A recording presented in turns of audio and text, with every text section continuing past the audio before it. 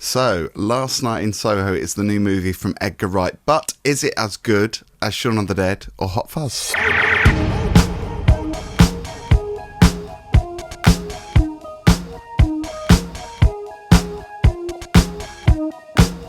So welcome back everybody, it is Boys on Film on the Film Marriott YouTube channel. I'm Phil Marriott, that is Raj Rudolph.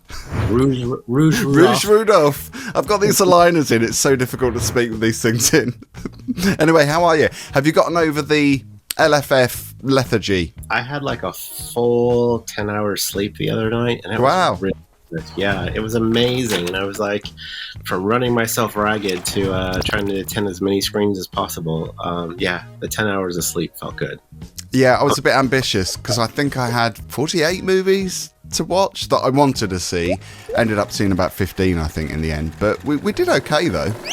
Yeah, same. I mean, to the average person, seeing 16 movies is actually a lot of work. And, but for us, it's like, oh, no, we're very average in our festival hall this year. Because usually I can see about 25, 26 movies in a festival. But this time, life got in the way a little bit too much. But we still saw like 15 movies, so that's quite an accomplishment. And maybe among all the Boys on filmers like me, you, and Sean, we probably saw about 48 movies between the three of us. That's very true, actually. I forget that collectively we've actually got a lot more, obviously, because there's certain films that you've seen I haven't, and vice versa. So, yeah, we did all right. But this film today, we did actually see together. We didn't actually see that many movies together this time. Usually, like previous years, we have done. I was surprised at how different our tastes were this year.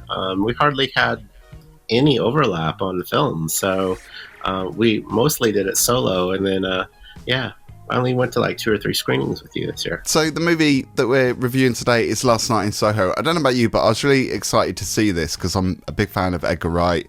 I've loved his movies prior to this. Shaun of the Dead, I absolutely adore. I think I've seen that film 10 times now. Hot Fuzz I really loved. And also, more recently, the documentary on the pop duo Sparks from the 70s started in the 70s. Actually, they started in the 60s, I think, way before. But anyway, this is a psychological horror thriller. Stars Thomasin McKenzie as a girl called Eloise who has a passion for fashion. Well, design anyway.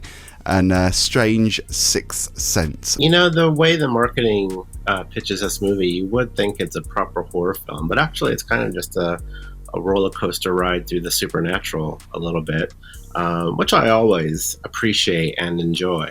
But what I think I really liked most about this film was the fact that it was truly just a love letter to London, and London Soho specifically. Like, it was kind of nice watching the film and seeing all these places that I've seen on the outside or been on the inside of and walked past 10,000 times. So I think that actually drew me into the film a bit more. I've been to Café La Paris or Paris La whatever, Café de Paris. Café de Paris. It's quite nice to see that used as a set piece, and and maybe what London looked like in the 60s, way before we arrived here, Phil. But for that reason alone, I did quite like the movie because I felt way more engaged in it. Like I had a stake in it for some reason, just because I live in London. And also, it was real London as well. Obviously, parts of it were shot in studios, but I was expecting more of that to be studio sets, like kind of made up London, but I was pleasantly surprised in that sense that it was actually the real streets.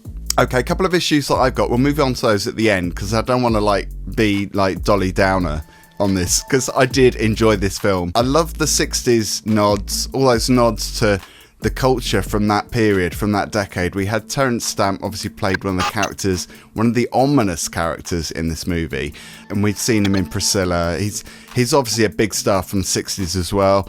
Diana Rigg, it was her last movie role because she passed away in September last year. She plays a really prominent character in this movie as well. And we've got Rita Tushingham. I was so pleased to see her because one of my favourite films growing up was A Taste of Honey, big black and white movie from the 60s, and she was amazing in that. And she played Eloise's grandmother in this film. Admittedly, she wasn't in it that much, but she did star in this movie. And I kind of like that. I like the fact that it did have all those Easter eggs in a way for fans of 60s culture. So I like that. It felt like it was genuine, like you say, love letter to London, but also 60s culture as well. Yeah, I'm hoping that they actually release a soundtrack to this because I quite like the music score throughout of all those 60s hits. That's another tick for me. Susie and the Banshees, Happy House in the club scene. Brilliant. So good to hear that on a decent sound system as well. But I'm not sure if they actually had that song in the 60s.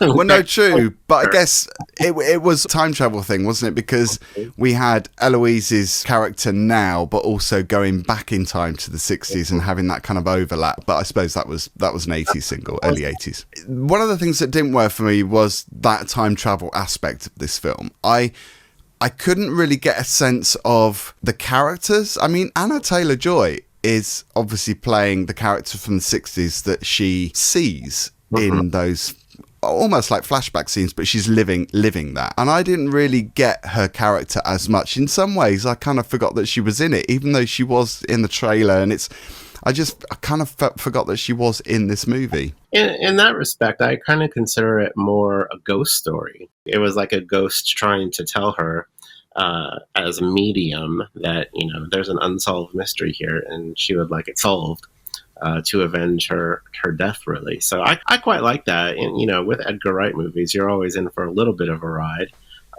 So I appreciated that aspect of it. I didn't really have many problems with the story. I mean, the trailers kind of give away the story for what it is, and there is a bit of a twist at the end, which kind of paid off for me. I don't know if it paid off for you, but it paid off for me because I wasn't expecting that. Yeah, I like the ending. I think it has divided people. I've read comments from people that didn't like the way that it played out at the end, but I was kind of expecting, not all of it, but I was expecting some of it. Yeah, how it ended. I was expecting that because you're right, it does take you on a roller coaster ride, much like his previous films do as well, which is what I love about his films, particularly The World's End. I don't know, there was something missing and I can't figure out what it is. It's just, I can't put my finger on it, but I did enjoy it. It's just there's something that didn't gel. Question for you, as a hardened horror fan, would you consider this a horror movie? Well, this is the interesting thing, because I think it's been given an 18 certificate, which I can't work out why. Obviously there are elements which could be triggering because there's that story of sexual assault, which maybe is why it's been given that rating. But I wouldn't class it as a horror film. I would, like you say, supernatural. It's got those elements, but it's not really a horror. It is more like a kind of fantasy, really, in some ways, isn't it? Fantasy ghost story. Yeah, dark fantasy. Because it's set in London, and London is so extraordinary at night with its lighting and how the light bounces off the water and the different shapes and shadows. London is so interesting and kind of eerie at night, and I think the film really captured that very well. Like I said, it felt like I was right in the film. I could walk outside and I would be in the scene. So yeah, the cinematography is great. I did laugh though at the beginning, because obviously when they're setting up the story, you've got Eloise at home with her grandmother because her mother's not alive anymore. Her mother was big into fashion as well, so she's inspired by her mum. So you see her looking at a lot of photos, but it's that kind of Cornish thing as well, because I grew up in Cornwall and not everybody talks with that accent, with the kind of southwest ooh-ah, and they play into that. But that did make me laugh because it's almost like people that live in Cornwall, everyone expects them to talk with that kind of over-the-top southwest accent. The North London, South London joke, they tell twice, as they do it a second time to really drive the point home. But the first time they told it was funny, and the second time they told it was like, oh god. When you're living in London, I don't think anyone could be that naive, really. Yeah, totally. I mean, when the joke landed the first time, but the second time, they should have just cut it out, because there's no reason to tell the same joke twice. Again, this goes back to the story, and I think this is one of the problems that I've got, is that the story was quite simple in a lot of ways, and I was expecting it to be a bit more complex, much like his previous films. I think it was just right. Okay, so we might have a difference of opinion with the star rating. For me, it's a 3. I thought it was enjoyable. I loved the look of it. It looked, it captivated me. I was compelled throughout the whole film, but it probably wasn't enough for me. You would be surprised, because I know we don't do half stars here. If we did do half stars, it would be 3.5 for me, but we're going to go with 3. Maybe it would have been a 4 if he didn't put that North London, South London joke in that place. Oh, you got an issue with that, haven't you? You're doing a show and you could have trimmed it by 30 seconds to omit that joke. If you don't live in London, you wouldn't understand the joke anyway. I've got to quickly say as well that I thought the performances were good. I really loved Thomasin McKenzie. I thought she played that kind of naive person quite well, because it's like when she moved to the college and all her college friends were like partying hard, and she sat there in the room with a duvet wrapped around her, almost like, I don't want to be here, and then she ends up moving out. Obviously that's part of the story, because she moves into that attic room, which is Dinah Riggs, the landlady. I really just enjoyed all the performances. I can't fault that. So we are Boys on Film. Thank you very much for watching, everybody. Don't forget to subscribe and like this video if you've enjoyed it.